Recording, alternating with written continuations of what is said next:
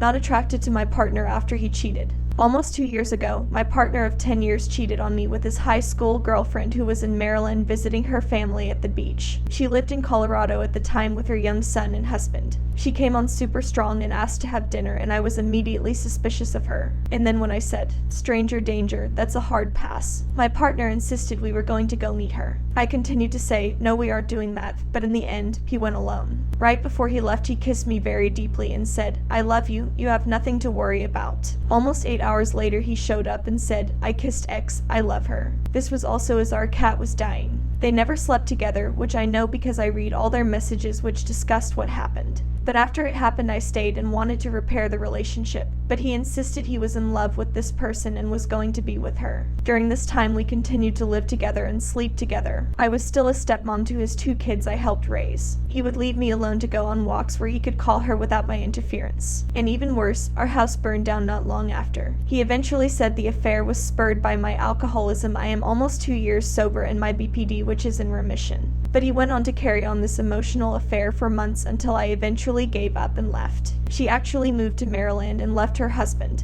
My partner never went to see her in person. She lived on the other side of the state and lost interest once it became real. After all that, we have since reconciled. In front of me, he told this woman he never wanted to see her again and since then had done nothing but make it up to me. Therapy, the works. But I am not attracted to him at all anymore. We have bleeped very, very rarely and I try to hurry it along. Is there any way to move past this? I no longer feel joy the way I did. I love him very much and I don't know what to do.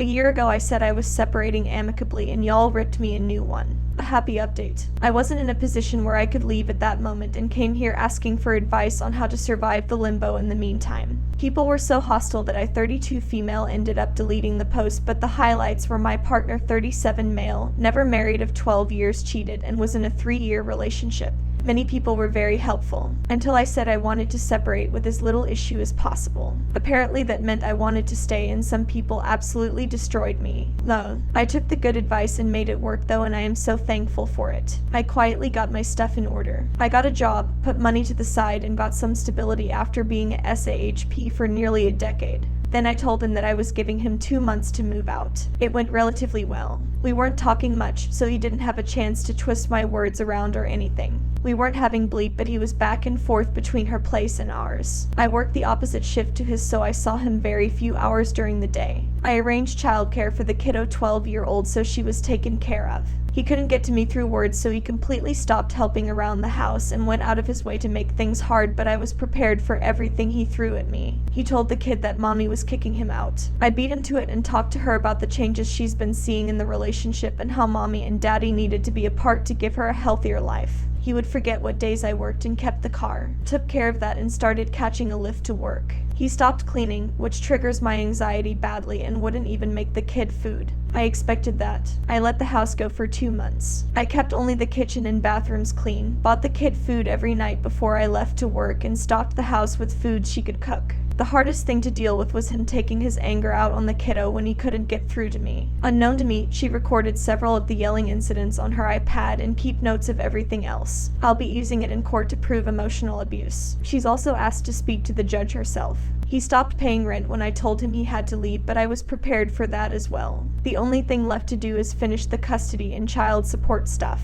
Right now we have a schedule, but I want something court-ordered because he forgets or tries to change things up last minute. I've iced him out of my life, so his tactics of forgetting to ruin what I have going on is no longer effective. We rarely talk, and when we do, it's text only and solely about the kiddo. I'm cordial to him but cold. He tries to be friendly and make conversation, but I ignore all attempts. I did my healing while inside the relationship and had been in therapy for years. When he left, life took off in the best ways. I'm able to reopen my business. My health has improved. I'm sleeping well now. My panic attacks have stopped. I'm financially stable even though I make half of what he was bringing in. I met and am dating the most wonderful guy. Him and the kiddo adore each other. I'm back involved in the church and am able to practice my faith. I'm gaining weight in all the right places. My skin cleared up.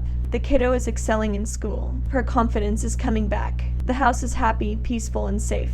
The house stays clean. We are living life. I don't think about him. I don't wonder about him. I'm not triggered by things. I don't hate him. I genuinely don't care about him at all. He has absolutely no control over my emotions. I'm neutral towards him and I love it. I made it. Life has been so amazing. Thank you all so much. My daughter's response kills me. I've accepted that my STB ex-husband is who he is. While he promised me many things, he was nothing like his father was one thing I always hoped would be true. That like his father, he wasn't much of a father and was a cheater. He had one confirmed affair that he and I spoke about. He of course wasn't truthful about it, but she confronted me so he had to admit something happened. I suspected a few before, but of course was told that I was paranoid, jealous, didn't trust him. Yeah, always my fault. I also found out through a friend of his that he had been cheating on me with his current girlfriend for months leading up to us splitting. The confirmed affair was 7 years ago. He told me it just happened, it didn't mean anything, that it was brief, etc. One thing he never said was that he was sorry, but that isn't unusual for him. I discovered 7 years later, after talking to her, that was all BS. They met on a dating app. He left our family for work when in reality it was to play house with her and her daughter for 6 months. He met her parents, promising to be with her. They were together 15 months. They vacationed together to somewhere I had always wanted to go, while the kids and I were struggling to get by. My family sent us grocery money so he could go on vacation with her. He bought her gifts. They had a great life while his kids and I were barely afloat. When I got suspicious, he decided to cover up the affair by telling me he had cancer, which he did not, but I wouldn't know that for years. Disgusting. But today, for some reason, I can't stop thinking about the last conversation I had with our middle daughter. It was January 22nd. The last time I saw her. The last time we spoke. She's 24, been in a relationship with a really great guy for about 5 years. She said Dad told her all about the affair, that it wasn't a big deal, it meant nothing, and then she added that I'm making a big deal out of nothing. Nothing. The man I dedicated my life to. The only man I have ever loved, left me and our children, putting tremendous stress on me, claiming to do it to give us a better life, then claiming to be dying, all to sleep with someone new. He held her in his arms at night, while I cried alone in bed. He made love to her while I remained home, faithful. He did things with her and her daughter while I was a working 1.5 jobs, single mom to our children. For more than a year with her, then more women after her, he took time and money away from me and our family. And it meant nothing. And in the end, he took everything we had. Every penny, shared belongings, vehicles. And the hardest to accept. Our children. How they can see him as a hero and me as the villain, I will never understand. But he did. To screw someone new when his wife was totally willing. It makes no sense. But my kids, especially my middle, how did I raise someone to think that's no big deal? I sincerely hope she, or any of them, know the kind of pain that comes from affairs. But I promise if they do, I'll never tell them it's no big deal. That from my kids was honestly worse than the affair. Make sure and subscribe.